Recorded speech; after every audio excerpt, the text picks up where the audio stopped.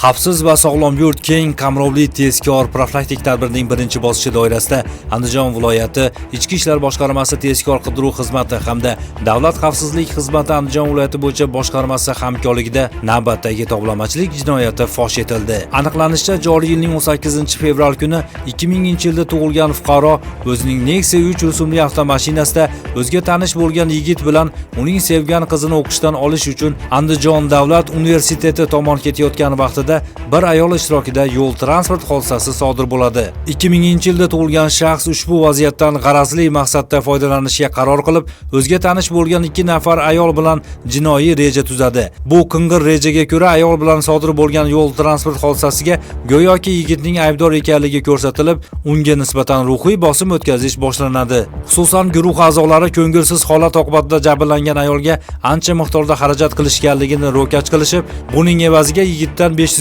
AQSh dollari talab qilishadi. Agar kelishilgan pul mablag'lari berilmasa, yigit va uning sevgilisini uyga borib sharmanda qilish, ular haqida turli uydirmalar tarqatish bilan qo'rqitishadi. Buzoqning yugurgani somonxonagacha deganlaridek, mazkur tovlamachilik harakati uzoqqa cho'zilmadi.